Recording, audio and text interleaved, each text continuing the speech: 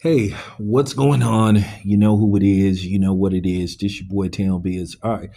So, it was announced today that Gennady Golovkin, Antonio Tarver, and Nigel Benn are going to be inducted into the Boxing Hall of Fame.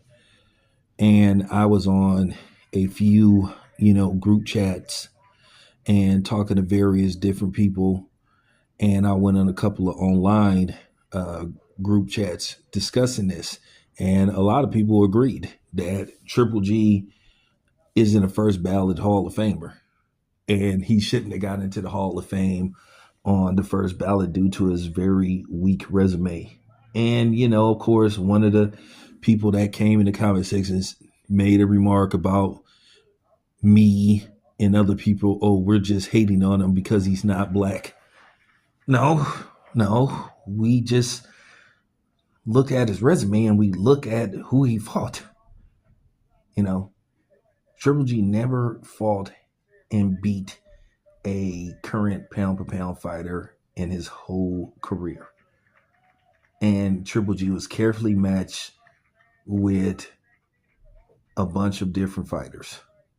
And then you look at these fighters that he fought and beat that were supposed to be as mandatory. We were like, well, who did they fight and beat to get made the mandatory? So I was just like, you got to be kidding me. But I already knew that they was going to do this because, Triple G was one of the biggest hype jobs that I had ever seen in my life. He looked good against those people that they put him in the ring with, that they basically, went out and found for him to fight. But I watched him fight. I watched Triple G fight several times, and you can look at all my old videos. I never thought much of Triple G. I never thought much of him. I thought he was overrated as fuck, and I stand by that. Just his resume speaks for itself. He has a very weak resume.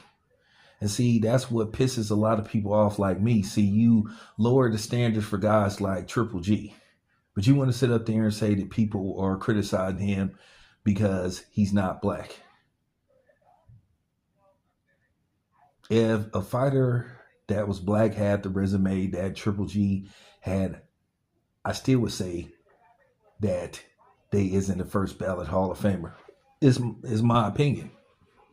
It's my opinion. But he gets rewarded for basically fighting lower tier competition. The biggest fights that he was in, well, those two fights with Canelo until he went on to fight Canelo later on in his career at age 41 or something, were his two biggest fights, and he lost. One was a draw, and the other one he lost. And then he went on to lose a third time to Canelo.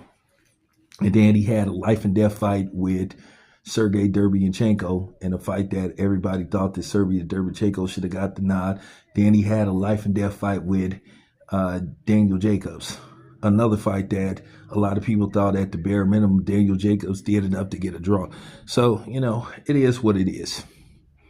And I stand on what I say about Triple G. He just wasn't that good.